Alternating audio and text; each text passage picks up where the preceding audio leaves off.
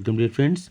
अभी तक के प्रीवियस वीडियो में हमने दो वीडियो सप्लाई बना दिया। पहला वीडियो हमने बनाया था कि सप्लाई का इंट्रोडक्शन था, सप्लाई के जो फैक्टर्स हैं उसके बारे में चर्चा किया, स्टॉक के बारे में चर्चा किया और सप्लाई में क्या अंतर होता है उसके बारे में चर्चा किया था। सप्लाई शेड्यूल के बारे में बात हुई थी जो कि टेबलर प्रेजेंटेशन होता है। स्लोप ऑफ सप्लाई कर्व, उस पर सप्लाई फंक्शन क्या होता है उस पर चर्चा किया था हमने। स्लोप क्या होता है वो भी उस पर भी चर्चा किया था हमने। दूसरे वीडियो में बनाया चेंज इन सप्लाई, मतलब shift in the supply curve की बात हुई, जिसमें इंक्रीज इन सप्लाई और डिक्रीज इन सप्लाई पर बात किया। आज हम तीसरा वीडियो बना रहे हैं जिसमें हम चेंज इन क्वांटिटी सप्लाइड और इसी को हम कहते हैं movement along the supply curve. Change in quantity supplied और चेंज इन सप्लाई में अंतर है। Change in supply indicates increase and decrease in supply, ठीक है, due two factors other than price. और चेंज इन क्वांटिटी सप्लाइड मतलब movement along supply curve, ये किसकी वजह से होता है? प्राइस में चेंज होने की वजह से होता है। इस अंतर को आपको बहुत ही ध्यान से समझने की जरूरत है। Meaning, change in quantity supplied refers to rise और fall in supply due to change in own price of the good, own price of the good, other factors like technology and the price of the factors of production remaining the constant. Other factors are constant, only price is changing, then it's a movement along the supply curve or change in quantity supplied. I hope it is very much clear. Other things remaining the same, any change in the price of the good leads to movement along its supply curve. Okay, a rise or fall in the price of the good leads to upward or downward movement along the supply curve. इस line को ध्यान से पढ़ेंगे, हम इसको explain करेंगे अभी। Okay, now this is called the change in quantity supplied, ठीक है। It refers to a rise और fall in supply due to change in own price of the good, other things remaining unchange. Here rise in supply is called extension or expansion in supply, while the fall in supply is called contraction in supply.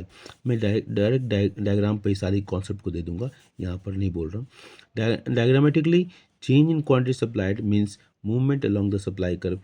Extension, expansion, contraction of the supply leads to an upward or downward movement along the supply curve. देखो अब इस सारी चीज़ों को जो लिखा हुआ है उसको मैं बता रहा हूँ।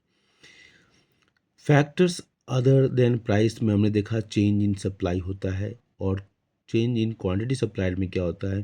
प्राइस में चेंज होने की वजह से क्वांटिटीज की सप्लाई में जो परिवर्तन होता है उसको हम चेंज इन क्वांटिटी सप्लाइड कहते हैं, मतलब एक्सटेंशन एंड कॉन्ट्रैक्शन। तो चेंज इन क्वांटिटी सप्लाइड के दो भाग हुए, एक हुआ एक्सटेंशन, दूसरा हुआ कॉन्ट्रैक्शन। देखिए, प्राइस में परिवर्तन करना है। प्राइस ओपी है, ओपी से प्राइस घट गया, OP2 हुआ, ठीक है। डिमांड OQ से OQ2 हुआ, तो ये डिमांड क्या हुआ? कम हुआ। सॉरी डिमांड बोल रहा हूँ। प्राइस OP है तो सप्लाई कितना हुआ? OQ हुआ। प्राइस OP2 है तो सप्लाई कितना हुआ? OQ2 हुआ। तो OQ बड़ा है, OQ2 छोटा है, तो प्राइस जब घटा तो सप्लाई भी घटी। तो ये देखिए demand, movement along demand curve है ये। तो डिमांड क्या हुआ? सॉरी, डिमांड में बार बार बोल रहा हूँ। सप्लाई क्या हुआ? OQ से OQ2 हुआ, ठीक है। तो OQ से OQ2 आना मतलब उसी सप्लाई कर्व पर ऊपर से नीचे, मतलब M पॉइंट से L पॉइंट पर आया, तो मूवमेंट अलोंग आ गया, movement along the supply curve. इसी सप्लाई कर्व पर ऊपर या नीचे आना movement along the supply curve कहलाएगा। अगर यहाँ से यहाँ आ रहा है तो क्या देख रहे हैं परिवर्तन? OQ से OQ2 हुआ, मतलब कॉन्ट्रैक्शन इन सप्लाई हुआ। प्राइसेस बढ़ा दिया हमने, सप्लाई बढ़ गया, सप्लाई OQ से OQ1 हो गया, मतलब QQ1 का जो चेंज आया, ठीक है। तो ये पॉइंट M से N गया, तो ये एक्सटेंशन इन सप्लाई, एक्सटेंशन हुआ। इधर OQ से सप्लाई का OQ1 होना एक्सटेंशन है, OQ से OQ2 होना कॉन्ट्रैक्शन है। तो extension and contraction in supply.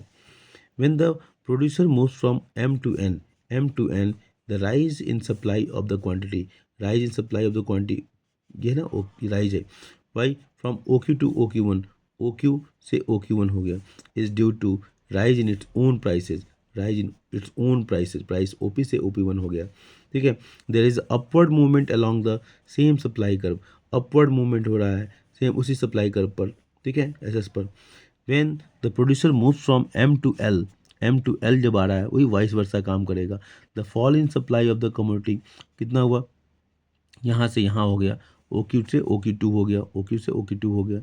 Is due to fall in its own price, due to fall in its own price, OP से OP2 हुआ, फॉल हुआ प्राइस में, ठीक है। There is a downward movement, ये डाउनवर्ड मूवमेंट है along the same supply curve, okay, as toward the origin, toward the origin, ये origin है, ठीक है। तो इस तरीके से हमने एक्सटेंशन एंड कॉन्ट्रैक्शन को देखा, ठीक है। एक ही सप्लाई कर्व में दोनों को हम दिखा दिया। अब हम अलग से देख रहे हैं इसको, इस चीज़ को, इंक्रीज इन क्वांटिटी सप्लाइड और extension of supply, it means a rise in supply due to rise in own price of the good, ठीक है। इसी में देखो ओन प्राइस बढ़ा, ठीक है, तो ये एक्सटेंशन हो गया, प्राइस घटा, कॉन्ट्रैक्शन होगा। आगे देखेंगे, टेबल से देखेंगे शेड्यूल, प्राइस बढ़ा 10 से 11 हुआ, सप्लाई बढ़ा 15 to 70 हुआ, तो ये एक्सटेंशन ऑफ सप्लाई हो गया, ठीक है।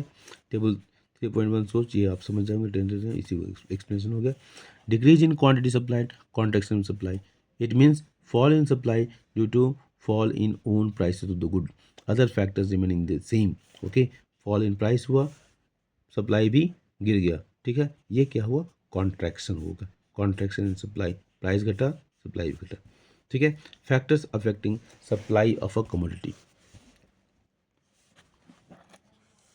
Factors affecting supply of a commodity, change in own price of the good,